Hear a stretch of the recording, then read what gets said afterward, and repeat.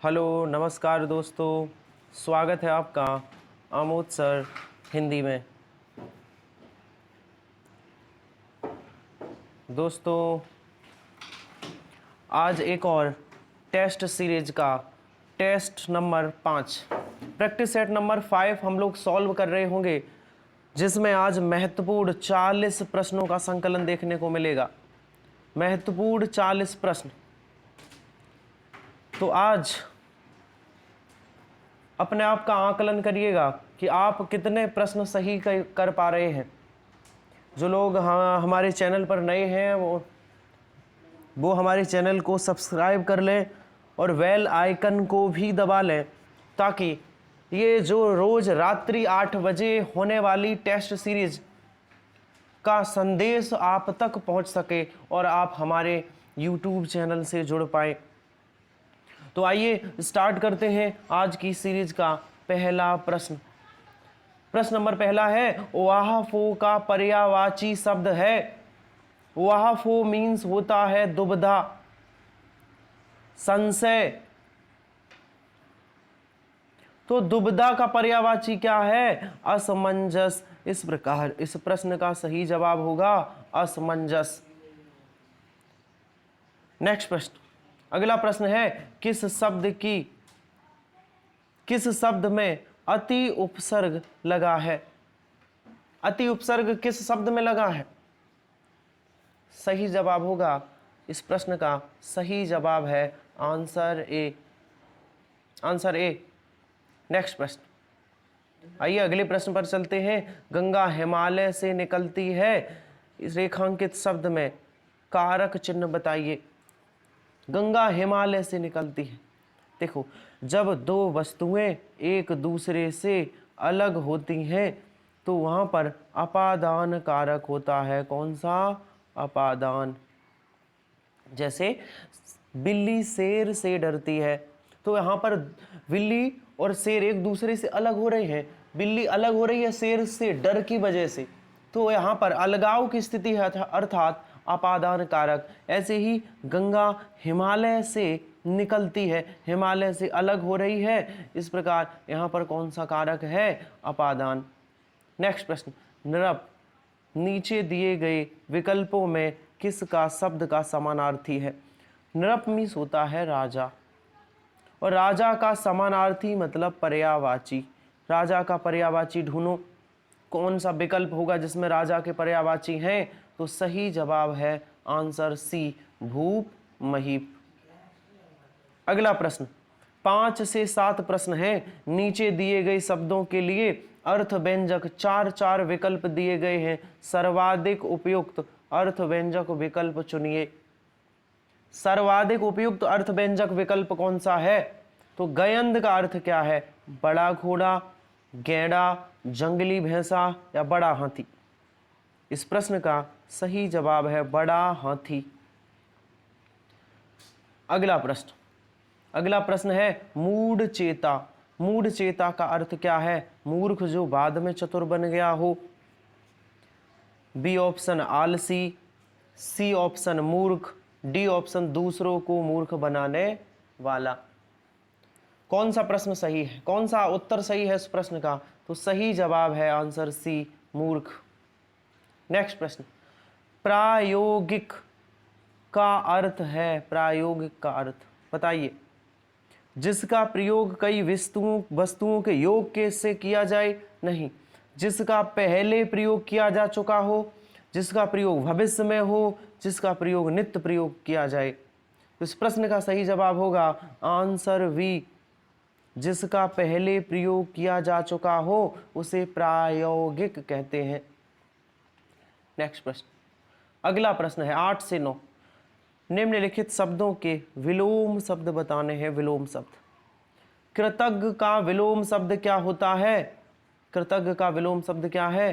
कृतध्वन। कृतध्वन। अगला प्रश्न, संकीर्ण। संकीर्ण शब्द का विलोम, 8 और 9 प्रश्न के विलोम शब्द ही बताने थे, तो इसका संकीर्ण का विलोम शब्द होगा विकीर्ण। विकीर्ण। अगला प्रश्न, 3 रुबाइयां के रचनाकार कौन है? 3 रुबाइयां। 3 रुबाइयाँ एक रचना है और इस रचना के रचयिता है हरिवंश राय बच्चन। हरिवंश राय बच्चन। अगला प्रश्न, अर्थ के अनुसार खाली स्थान के कुल खाली स्थान भेद हैं। चयन करें, रिक्त स्थान की पूर्ति कीजिए। तो यहाँ पर सही जवाब होगा अर्थ के अनुसार संबंध बोधक अव्यय के 8 भेद होते हैं। 8 भेद। वैसे अव्यय के कितने भेद? 4। संबंध बोधक एक अव्यय का इन्हीं में से भेद है और संबंध बोधक के अपने आप में 8 भेद। अगला प्रश्न, अज्ञेय जी को किस कृति पर भारतीय ज्ञानपीठ पुरस्कार मिला? किस कृति पर भारतीय ज्ञानपीठ पुरस्कार मिला? इस प्रश्न का सही जवाब होगा कितनी नावों में कितनी बार। कितनी नावों में कितनी बार। अगला प्रश्न है, क्या प्रश्न है? शांत रस का स्थायी भाव बताइए। स्थायी भाव। ध्यान रहे हिंदी में रसों की संख्या 9 होती है, कुल रस होते हैं 11। इस शांत रस का स्थायी भाव होता है निर्वेद। आंसर ए सही होगा। अगला प्रश्न, उच्छ्वास का संधि विच्छेद बताइए। सही संधि विच्छेद क्या हो? इस प्रश्न का सही जवाब है आंसर सी, उत प्लस श्वास। कुछ लोग ये भी कर रहे होंगे उत प्लस श्वास, गलत है। याद रखिएगा, बहुत बार प्रश्न में बना है। इसका सही संधि विच्छेद यही होगा, उत प्लस श्वास। सही जवाब है आंसर सी। नेक्स्ट प्रश्न, योगदान में कौन सा समास है? योगदान में, तो योगदान में समास, तो इसका विग्रह करिए। योग के लिए समास। योग के लिए समास। योग के लिए समास। तो कारक चिन्हों का प्रयोग कौन से समास में होता है? तत्पुरुष समास में। अर्थात इस प्रश्न का राइट जवाब होगा तत्पुरुष समास। तत्पुरुष समास। सही आंसर होगा ए। अगला प्रश्न, बहिर्मुखी शब्द का में कौन सा उपसर्ग है? बहिर्मुखी उपसर्ग हमेशा शब्द से पहले आता है। उपसर्ग हमेशा शब्द से पहले। तो वहिस है नहीं, वही है नहीं। बहिर और बहिर इन दोनों में देखिए कौन सा वाला बहिर है जिसमें रा में हलंत लगा हो। इसमें हलंत नहीं है, ये भी नहीं। आंसर सही होगा ए। नेक्स्ट प्रश्न, अगला प्रश्न है, मर्यादा किस युग की प्रसिद्ध पत्रिका थी?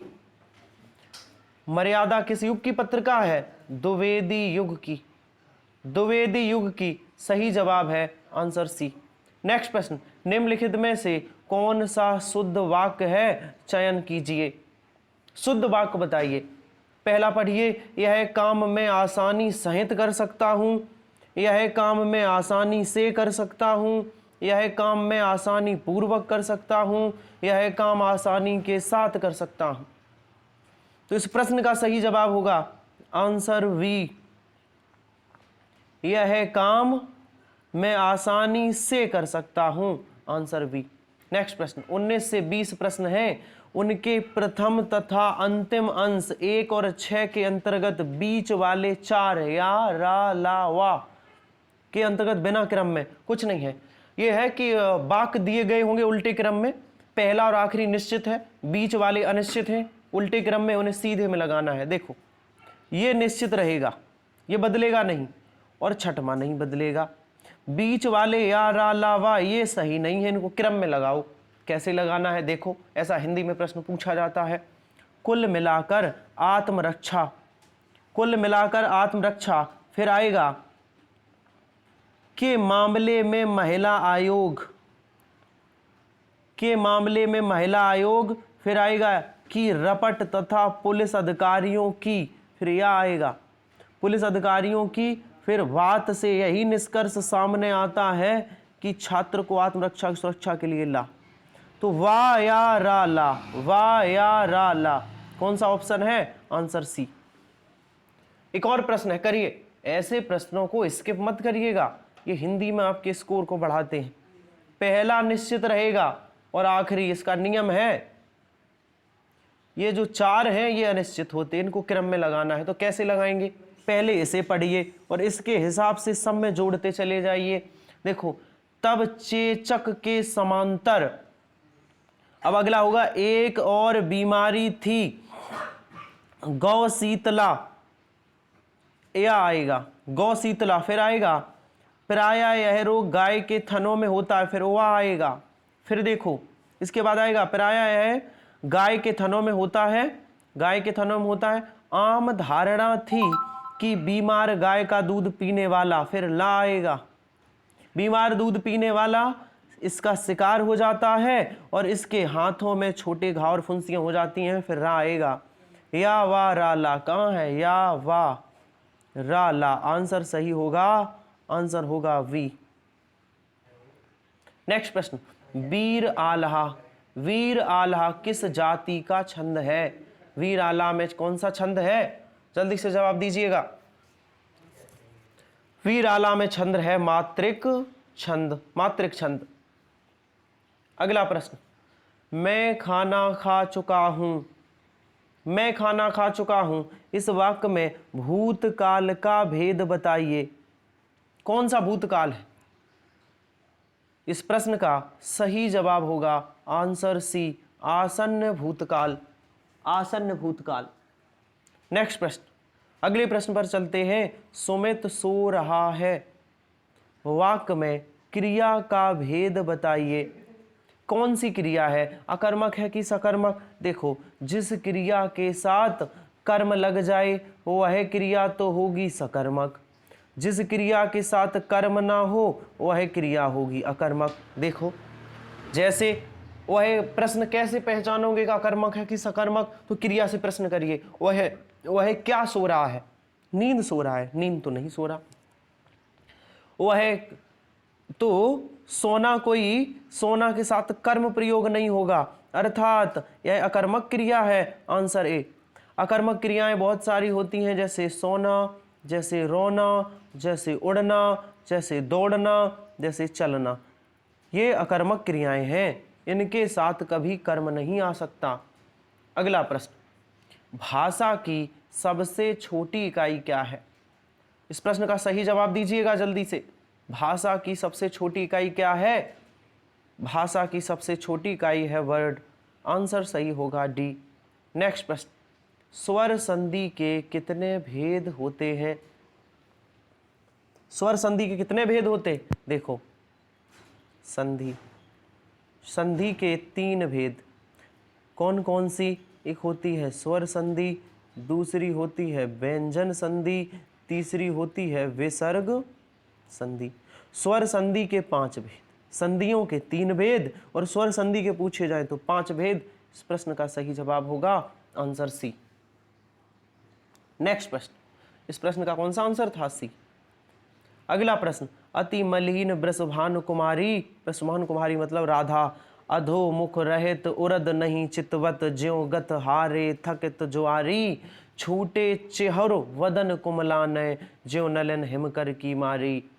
कौन सा अलंकार है? सर, कृष्ण और राधा का यहाँ संयोग है, वियोग है, वियोग। और जहाँ पर नायक नायिका मिल रहे हों या बिछड़ रहे हों वहाँ श्रृंगार होता है, मिल रहे हों तो वियोग या विप्लम्ब श्रृंगार, और मिल रहे हों तो संयोग श्रृंगार, और बिछड़ रहे हों तो वियोग श्रृंगार या विप्लम्ब। तो यहाँ बिछड़ रहे हैं, इसलिए आंसर सी सही होगा, विप्लम्ब श्रृंगार। नेक्स्ट प्रश्न, गीदड़ का स्त्रीलिंग क्या है? गीदड़, गीदड़िन, गीदड़ी, गीदड़िया या गीदड़ी? तो गीदड़ का स्त्रीलिंग होगा गीदड़ी, आंसर सी। नेक्स्ट प्रश्न, कौन सा शब्द बहुवचन है? जल्दी से जवाब दीजिएगा। कौन सा प्रश्न बहुवचन है? माता, लड़का, किताब या प्राण? इस प्रश्न का सही जवाब है प्राण। देखो, माता होती है, किताब होती है, लड़का होता है, किताब होती है, प्राण होते हैं, बहुवचन है क्रिया, इसलिए प्राण बहुवचन शब्द है। अगला प्रश्न, संज्ञा या सर्वनाम की विशेषता बताने वाले शब्द को क्या कहते हैं? संज्ञा या सर्वनाम की जो विशेषता बताए उसे क्या कहते हैं? उसे विशेषण कहते हैं। इस प्रश्न का सही जवाब होगा आंसर ए। अगला प्रश्न, निश्चयवाचक सर्वनाम कौन सा है? निश्चयवाचक तो क्या, कौन, कुछ। देखो क्या और कौन ये प्रश्नवाचक है, कुछ अनिश्चयवाचक है। आप कुछ लेकर आए, पता नहीं क्या, अनिश्चय। और यह क्या है? यह एक निश्चयवाचक सर्वनाम है। आंसर सही होगा डी। नेक्स्ट 31वां प्रश्न है, वर्तनी की दृष्टि से शब्द सही है। ज्योत्सना कैसा लिखा जाएगा? बताइए, जल्दी से जवाब दीजिए। ज्योत्सना कैसा लिखा जाएगा?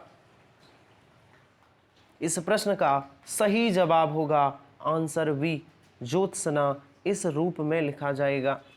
याद रखना, पूछा गया है। अगला प्रश्न, घा का उच्चारण स्थान कौन सा है? घा का उच्चारण स्थान कौन सा है? ध्यान रहे, घा का वर्ग का अक्षर है और का वर्ग कंठ से बोला जाता है। तो घा जब का वर्ग का है, का कंठ से बोला जाता, तो घा भी किससे बोला जाएगा? कंठ से। इस प्रश्न का सही जवाब होगा कंठ। अगला प्रश्न, काम का नाम बताने वाले शब्द को क्या कहते हैं? जो काम का नाम बताएं, अर्थात काम का नाम मतलब कार्य का नाम, और जो कार्य का नाम बताए उसे क्रिया कहते हैं। क्रिया। नेक्स्ट प्रश्न, का, खा, गा, फा निम्न में से उर्दू से लिया गया, फारसी से नहीं, कौन सा वर्ड उर्दू से लिया गया? इस प्रश्न का सही जवाब होगा आंसर डी, खा। नेक्स्ट प्रश्न 35 नंबर, करिएगा। जिन शब्दों के अंत में आ आता है उन्हें क्या कहते हैं? जिनके अंत में आ आए उन्हें क्या कहेंगे? जल्दी से सही जवाब दीजिएगा। उन्हें अकारांत कहते हैं। जिन शब्दों के अंत में बड़ा आ आए उन्हें आकारांत कहते हैं। आकारांत। तो इस प्रश्न का सही जवाब होगा डी। नेक्स्ट प्रश्न, 36 से 40 प्रश्न गद्यांश दिया गया है, पढ़कर उत्तर दीजिए। पढ़ लेते हैं गद्यांश, कितना बड़ा है, छोटा सा है, पढ़ लेते हैं। हमारी हिंदी सजीव भाषा है, आरंभ से ही गतिमान रही है। इसी कारण इसने अरबी, फारसी आदि के संपर्क में आकर इनके शब्द ग्रहण कर लिए। हिंदी ने किसके शब्द ग्रहण कर लिए? अरबी और फारसी के। अब अंग्रेजी के भी शब्द ग्रहण करती जा रही है हिंदी। इसे दोष नहीं कहेंगे,